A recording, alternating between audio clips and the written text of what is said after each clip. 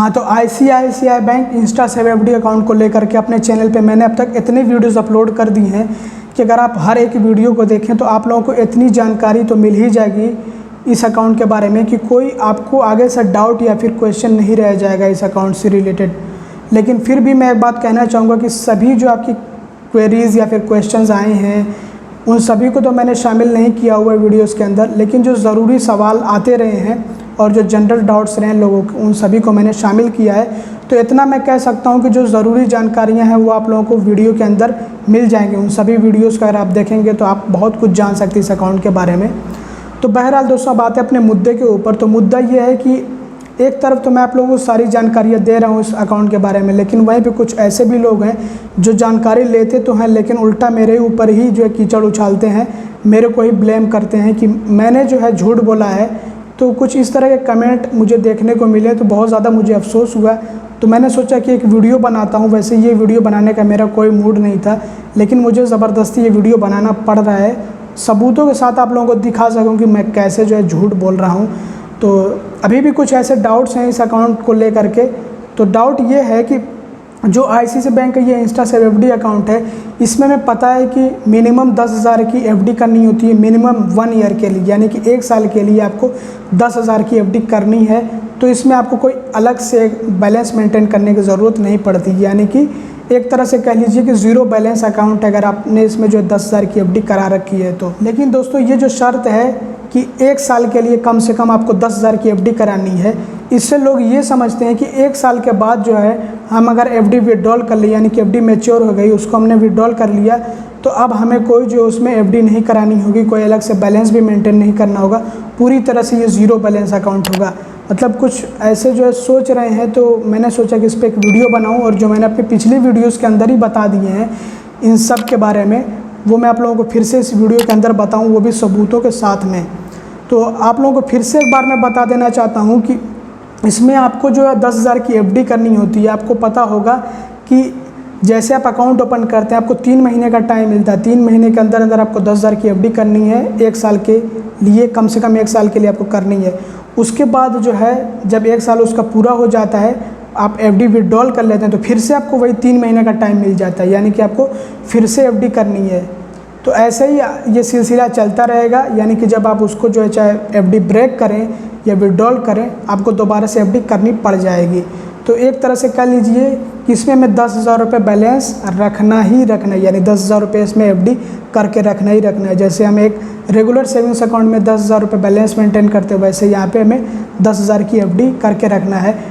और नहीं करते हैं तो बाद में आपका अकाउंट फ्रीज़ किया जा सकता है, जैसा कि इनकी वेबसाइट के ऊपर था। और जितनी भी मैंने जो आप लोगों को अब तक जानकारियाँ दी हैं इस अकाउंट के बारे में, वो सभी मैंने जो ICICI बैंक की जो वेबसाइट है जहाँ से आप अकाउंट ये ओपन करते हैं, उसी पेज से उठा के आप लोगों को जानकारियाँ दी हैं। जितनी भी मैंने इन्फॉर्मेशंस पढ़ी हैं इस अकाउंट के बारे में, वही सब मैंने आप लोगों को बताया है, कोई अलग से अपनी तरफ से नहीं बताया है। तो चलिए अब जो कंप्यूटर की तरफ बढ़ते हैं और आपको दिखाते हैं कि कैसे जो है लोग गुमराह हो रहे हैं और उल्टा मुझे को ब्लेम कर रहे हैं कि मैं अपने वीडियो के अंदर झूठ बोल रहा हूं, जबकि जो मैंने वीडियो में बताया था वो मैंने वेबसाइट से, जो ICICI बैंक की वेबसाइट है, उस पर पढ़ के बताया था।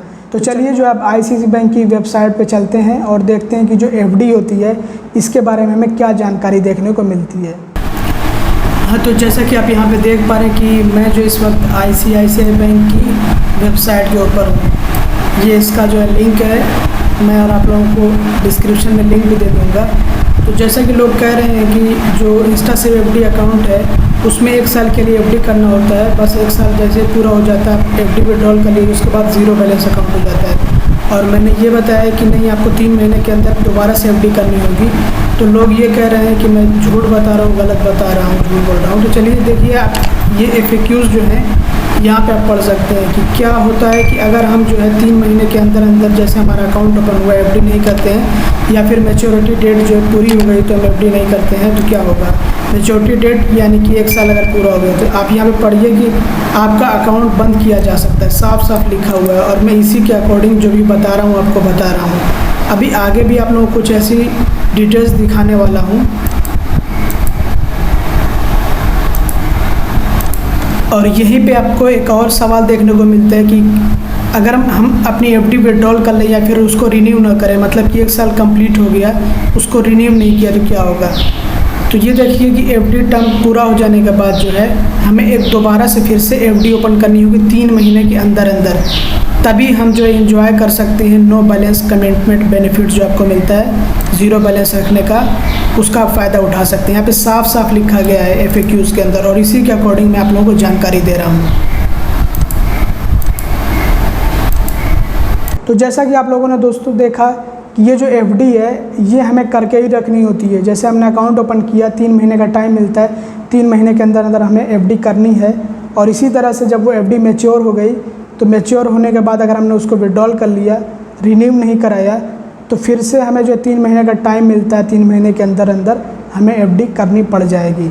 तो ये एफडी जो है ये हमेशा के लिए रहेगी जब तक आपका अकाउंट, ये कोई 0 बैलेंस अकाउंट नहीं है। इसमें आप तभी फ़ायदा उठा सकते हैं नो बैलेंस कमिटमेंट का जब आप इसमें 10,000 की एफडी करा के रखें, नहीं तो 3 महीना अगर गुजर गया तो आपका अकाउंट फ्रीज़ किया जा सकता है या फिर निगेटिव में भी जा सकता है। बैंक के हाथ में है कि बैंक क्या करता है। वैसे यहाँ तो दिया गया है कि क्लोज़ किया जा सकता है, तो हो सकता है कि आपका अकाउंट क्लोज़ ही कर दिया जाए।